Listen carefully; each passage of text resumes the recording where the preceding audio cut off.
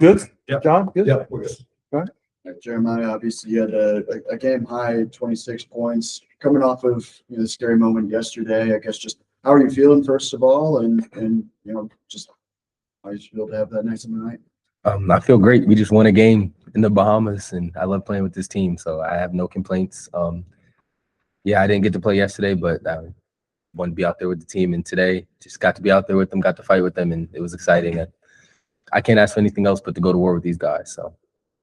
And then for both of you guys, obviously Jordan with the triple double. I guess just how impressive was he tonight? And I guess just how have you kind of seen him kind of come together in practice recently?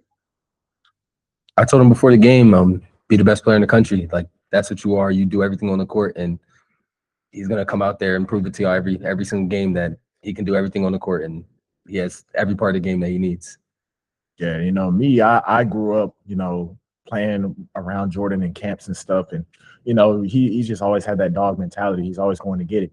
He's always getting everybody involved like a point guard does, and along with getting us involved, he gets buckets. I mean, that's what he does. So I'm very proud of him, and just watching his growth over the years has been amazing. So John Rothstein actually tweeted about both of you guys after this game. I guess he was watching the stream from wherever he's at. So I want to ask you guys about that. He tweeted about you, JJ, and he said, "JJ Andrews, buy stock now." What does it mean to you to get that kind of national recognition, on an exhibition tour like this, and then how have you felt about your performances the first couple of games here?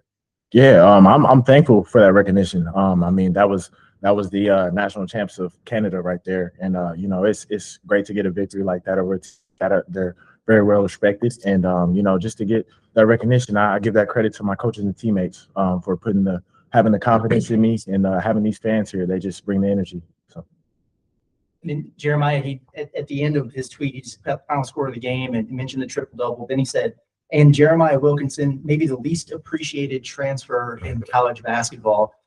Do you feel any of that? I mean, I know it's a team that's loaded up with freshmen, but you've had success everywhere that you've been. Do you prefer to fly under the radar? Do you feel like you need to announce yourself? What do you make of that? I mean, in my head, I'm gonna go play basketball every game, and however the media, the fans, everybody wants to take it, that's how they're going to take it. I can't control that. If they want to, not respect what I do, if they want to praise what I do, that's not really up to me. I can't control that. I'm not about to go on Twitter and start tweeting about myself. So my job is to go play basketball, play with these guys, and however everybody takes it, that's how they're going to take it. Everybody getting back out there after, not being able to play much yesterday. I mean, how did it feel, and were there any nerves? No, there weren't really nerves, just knowing that we have a great team and there's great guys around me. So it's not like I got to go out there and try to be a superhero and try to do this. I just get to play basketball. I just get to play my game and, have some success. But, yesterday I was talking trash on the bench. I was so amped up because I was so amped up to play my first game with these guys, and I didn't get to play. And I was very mad about that. So being out here today was nothing but excitement. There was no nerves. And again, I said this before, but I'm in the Bahamas playing basketball with guys that I love playing basketball with. So it was nothing but excitement. Over 50% from the three. That has to be good. Yes, I love that stat. Bro. My gosh. You guys built such a big lead yesterday, and early in this game, it was a little bit tight, a little bit close. Was it kind of nice to have that, a little bit of a competition there where you're like, hot dog, we're in a real close game?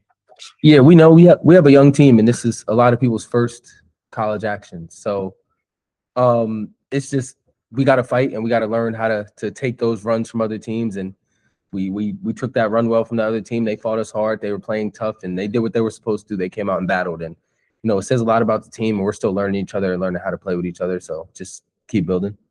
Yeah, I think it's like you said, important for us young guys to get that experience playing against physical older guys. That's how it's going to be in college, the SEC, and all around. So just having experienced guys like Jeremiah, Billy, and all the other guys, I mean, it's very important, and they're helping lead the way all the time. JJ, I know you've been asked many times about playing for the home state program, but now to actually have a couple of games under your belt playing for the home state program, I guess just what's that been like for you, and how much are you enjoying it? It's been the greatest feeling ever. Just knowing what it means to be a hog for these fans, and especially being homegrown. I know a lot of people wanted me to stay, especially because my dad played there.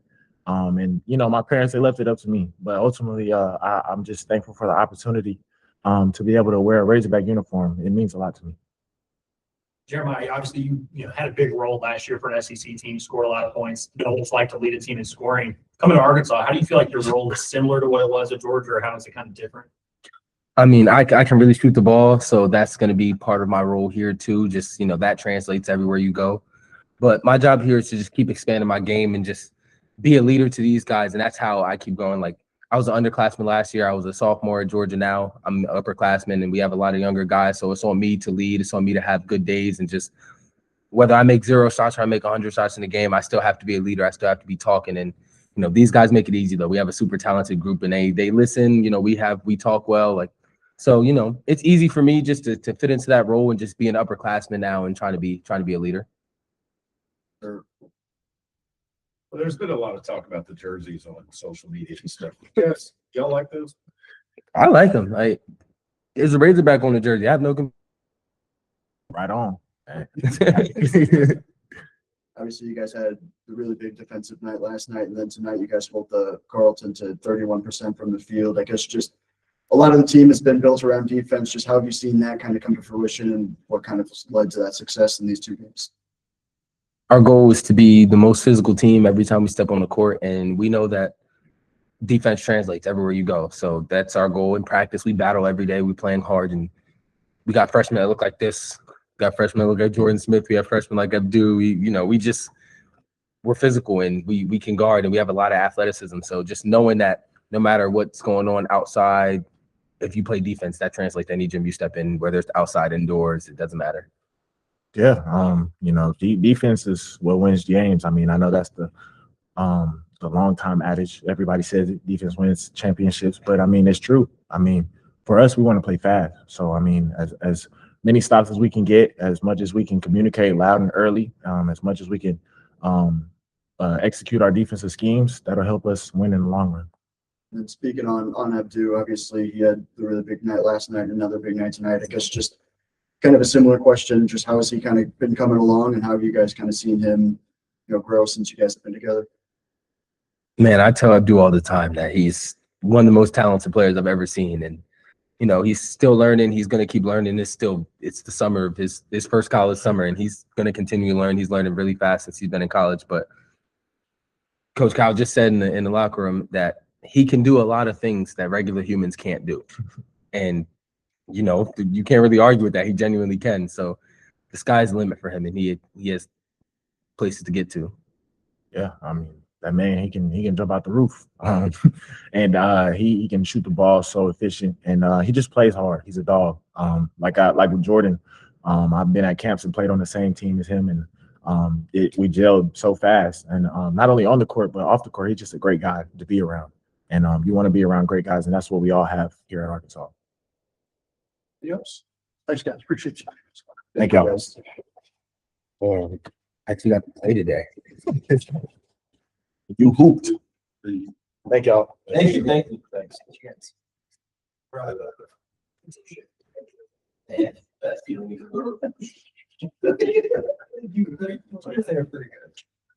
I was hoping they would laugh at you. They were stone faced. I couldn't even look them in the eye.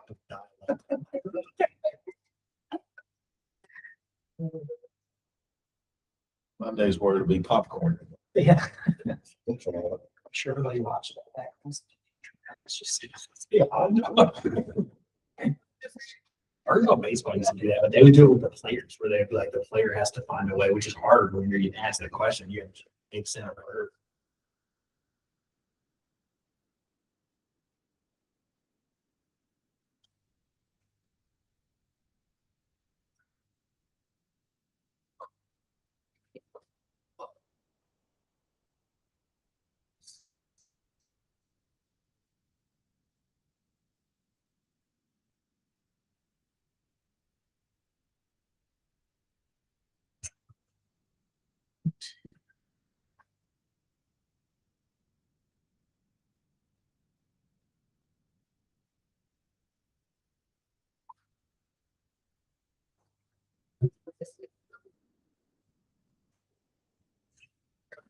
What's up, guys? What's up, Cheers. Tony? How are you?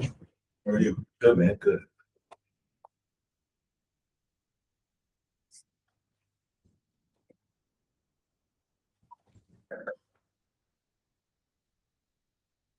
You all good? Coach, it feels like that's probably not the only triple double that we're going to see out of Jordan Smith Jr. Just what did you make of his performance, and what's it like to have a player who can impact winning in so many different ways?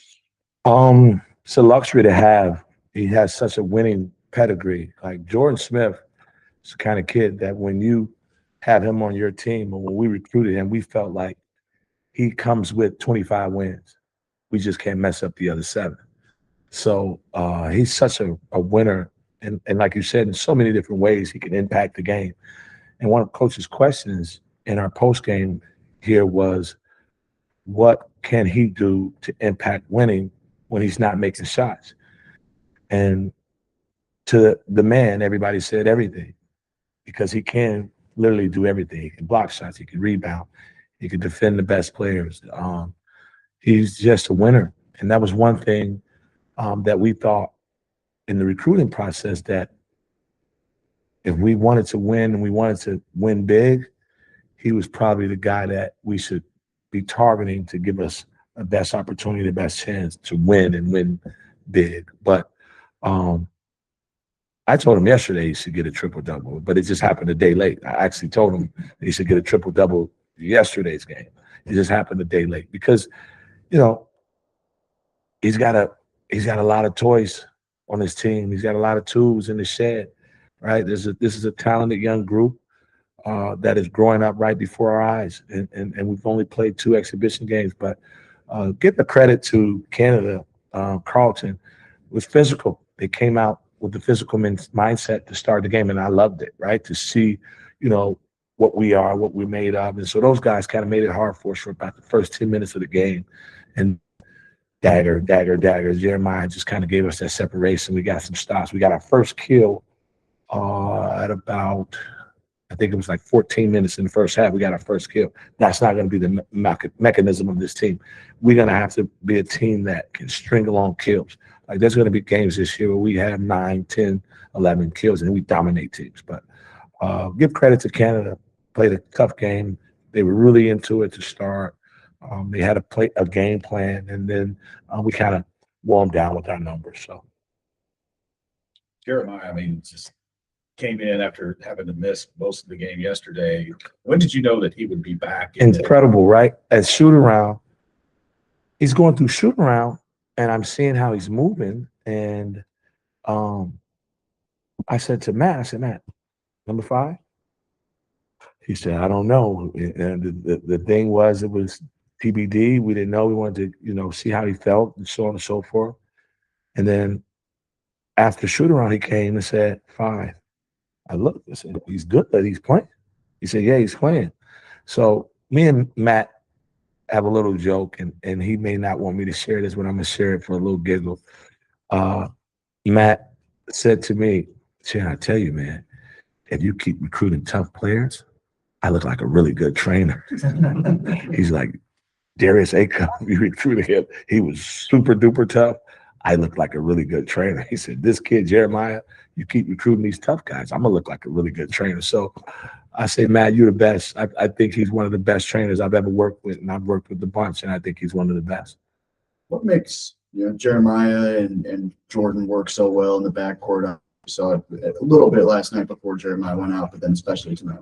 Well, one of the things is, I don't know if you guys have noticed, you guys have watched Jeremiah, right? Because he was at Georgia, but nobody saw him play defense like he's playing with us, because that is a demand here. Like you're not going to play if you don't defend, if you don't play hard. If you're just looking to chunk and lump shots, which he knew that coming into this as we recruiting him, that this wasn't going to be the place for him.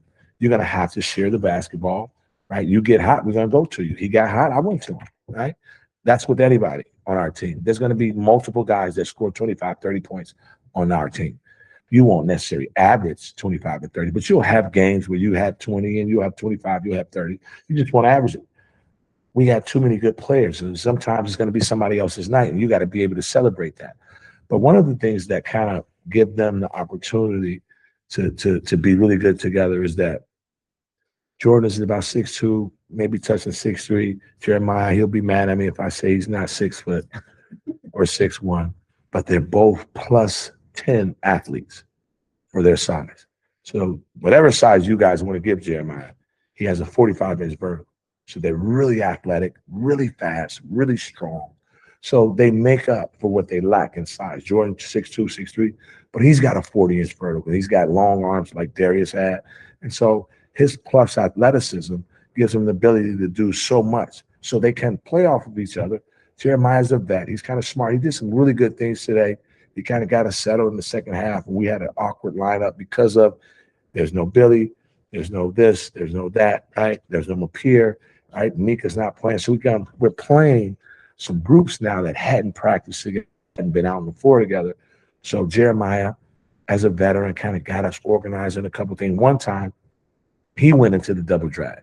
Now, we never put a small into a double drag. We have not done that. We've done that before, but that happens probably in February and March. He did it early, second exhibition game, and he went into the double drag, got an open three, got fouled, shot 3 free throws. He did some really smart stuff for us, and we're going to need him to kind of lead us a little bit. So he's more of a, I don't know, man, because Jordan was 2 for 3 from 3. He was on himself. He's on himself too hard about his shot making, and it has nothing to do with nothing. I told him today at our meeting, we watched film. I said, Jordan, you've been here since June, and from June to August 1st, you know how many shots you've taken? He said, no, how many? I said, thousands, right? So you couldn't get pressure on or live and die by make or miss because you're going to die a lot. Guess what? Steph Curry is probably arguably the best shooter to ever play in the NBA. He dies more than he lives. You know why? He don't shoot. His percentage is not higher. He shoots about, 40-some%. So that means the other 44, the other 46 or whatever, he's dying. No one can live or die by whether they make or miss shot because the best shooter in the world, he doesn't shoot 60%. He shoots 40-something. So the other 44, the other 46, he's dying. So you can't, I told him, empty mind, clear thoughts. Empty mind, clear thoughts. When you have an empty mind when you shoot, with all of the work you put in, clear thoughts. And so he shot the ball with confidence. I know I called that timeout at one point, whatever they put up on the clock, seconds left, and ran that play because I believe in him. We put in too much work. We've taken that shot in the gym 20,000 times. You're going to make it. Empty mind, clear thoughts, and he made it. Billy Richmond and Maker, what's the update on that? It's August 1st, precautionary. Didn't need to put him back in the game. Didn't want to put him back in the game. Kind of had a hard spill, Billy on his back, Mapier, hard spill on his head. So just precautionary. Didn't want to put him back in the game. It's August 1st. We got more than enough. This team, more than enough. So we'll be fine. Caleb went 5 of 6 from the field, 10 points, 6 rebounds, was good defensively as well. I guess just what did you make of his performance and how he's come along? He's only been with us, 4 days, right? And then we take a trip. He was with us about 4 days. He's a beast, man, right? I wouldn't want to guard him. I mean, he ducks in hard, he seals, he posts up hard, and he punishes you. He's going to punish you when he gets the ball. And so we want him to play with that kind of force because that's something we haven't had. And he was a very important piece to this group. We got a bunch of 7-footers that are skilled. We didn't have that anchor, that monster of an anchor, that force, right? And so now he gives us something different. For him to go what he did from the field, what was he? 5 or 6, right? Big time for him, big time. He fought for basketballs. Coach challenged him to rebound out of his area. He got 5 offensive rebounds. That's what we want him to do. Track rebounds down out of your hair. Track them down, multiple efforts. Do not accept the blockout. He's too big. He's too strong. He can really move east and west, north and south. He should never accept a blockout. Never. And so for him right now, we feel good about where he's at the next 2 games. We want to continue to play him a little bit more so that we can continue to see what he can give us, right? And so we want him to fail fast. We want him to make mistakes, as many mistakes as he can right now early. Fail fast, but by February, March, right, he'll be really good for us. With JJ and Abdu, obviously you guys knew what kind of skill set they had and what kind of players they're going to end up being, but how encouraging has it been to see the efficiency with what they've been doing? I mean, they're not making mistakes a ton. They're not forcing things up. Just having a good feel for the game. I think they are forcing a little bit offensively, right? I think that we want JJ's too good of a player. He's a triple threat kind of a wing. We call it a triple double wing. It does not necessarily mean do what Jordan did and actually get a triple-double. But what a triple-double wing is, a guy that gets about 6 rebounds, right? Obviously 10 or more points, but also about 5 assists a game. That's a triple-double wing where you're filling those particular stat categories and you're in that triple-double-esque kind of a view, right? And so he should be that for us, both of them. Again, we got a lot of weapons. No one should take 4 shots. You don't have to. We got good players. We give them green light on offense, and we don't let them have any excuses on the defensive end. As long as you play hard, play defense, when it's your shots, you take it. When it's somebody else's shot, you got to give it up. So for them both, right, they're trying, right? They're used to being the man in high school. JJ, more so than Abdul, where he can just take it and take on 3 and 4 guys, and maybe still get up a shot at tip. But with this team, we don't need him to do that, right? Defense collapse. You see one of your teammates open, you kick it to him. We want to be a team that puts fire on the basketball, and we had that today. Drive, kick, swing, one more. Like that one shot that JJ took in the corner that he missed, we'll take that shot 99 out of 100 times. As long as we touch the paint, we drive it, we kick it, we swing it, you see what you got. We don't want to drive drives. We want to drive the basketball when it moves. But if he drives it and he kicks it to you, you can't drive that. You got to make an extra pass. We want to get 21 more. I know you guys have heard coach say that. 21 more is 20 assists. We want to hold teams under 40% field goal, under 30 from 3. We did that for the first 2 games of our exhibition season. So. Jeremiah, he made 5 threes, and I think he got fouled on 3 other ones.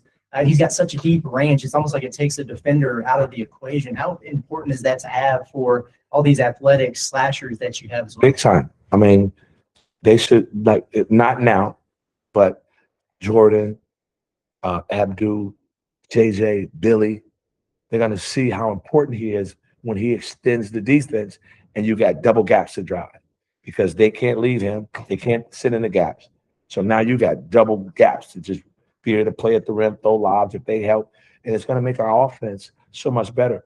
Now, obviously, I mean, you guys are seeing us without Mika, and I don't know what you heard about him. He's really good. He's a really good player, and so he'll help us, right? Paulo isn't playing right now, so it'll be fun to coach the full group when we get that, whatever time that may be. We feel good about this team. We don't feel like this is we are young, but the youth only comes into play in a situation awareness. You can be a young player and still make mature decisions, but you can be a mature player and make youthful decisions. It's all about your decision making when it's a situational awareness point. That means that it's game time, right? When the NCAA tournament, it's a 3 possession or less game, right? And it's going possession. When it gets a little tight, right? What decision you're going to make? That doesn't mean that you're going to make a youthful decision just because you're young, man. If we put them in enough stressful situations and they get comfortable being uncomfortable, they'll make the right decisions. So we're not really concerned about the age of this group. We got a really good basketball team.